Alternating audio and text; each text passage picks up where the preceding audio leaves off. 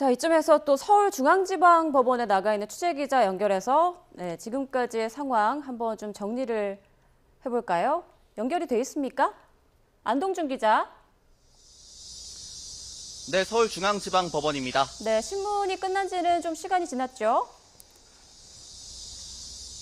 네, 오늘 오후 2시 반쯤 김건희 여사에 대한 영장 실질심사가 종료됐습니다. 이 구속심사가 오전 10시 10분부터 시작됐으니 4시간 30분가량이 걸렸습니다. 김 여사는 오후 3시쯤에 퇴장하면서 다시 취재진 앞에 모습을 드러냈는데요. 출석 때와 마찬가지로 이번에도 취재진 질문에 아무런 답변은 하지 않았습니다. 김 여사는 하얀색 호송차에 탑승했는데요.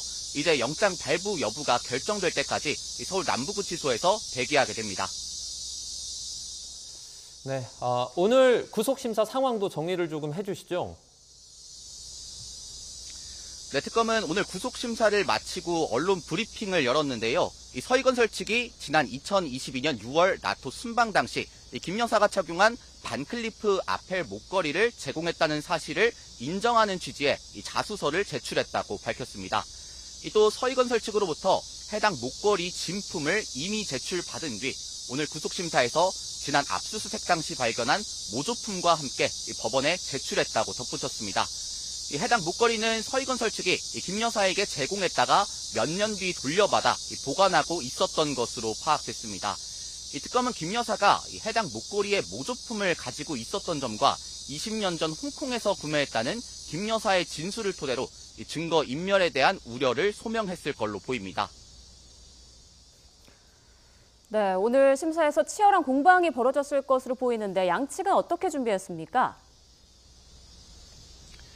네, 일단 김 여사 측에서는 최명성, 최지우, 유정화 변호사가 참석했고요. 이 배보윤 변호사도 뒤늦게 합류했습니다. 어제 재판부에 100쪽이 안 되는 분량의 의견서와 함께 이 김 여사의 건강 문제를 뒷받침할 진단서를 낸 것으로 파악됐습니다. 오늘 신문을 위해서도 1시간 분량의 발표 자료를 준비해 온 것으로 전해졌습니다. 이 특검 측에서는 민준기 특검이나 이 특검보들은 들어가지 않고 지난 조사를 맡았던 한문혁 부장검사 등 검사 8명이 참석했습니다.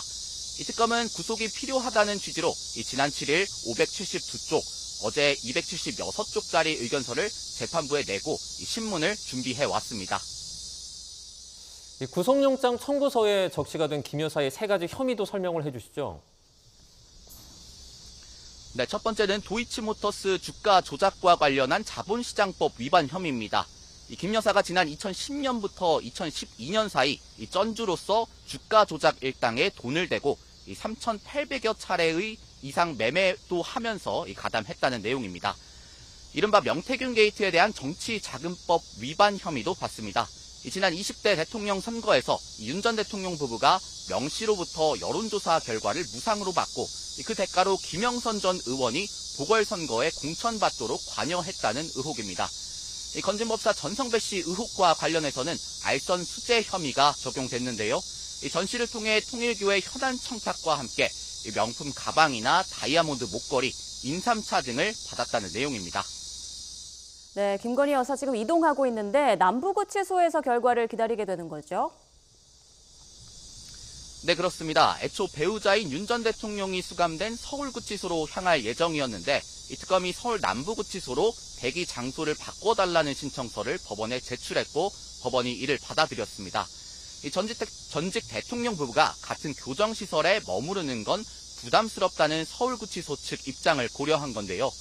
김 여사는 기본적인 신분 확인 절차를 거친 뒤 서울 남부구치소에 있는 피의자 대기실에서 결과를 기다리게 됩니다. 영장이 발부되면 정식 입소 절차를 거친 뒤 대기하던 구치소에 그대로 수감되고 기각되면 곧바로 퇴소하게 됩니다. 결과는 이르면 오늘 밤 나올 전망입니다. 지금까지 서울중앙지방법원에서 전해드렸습니다.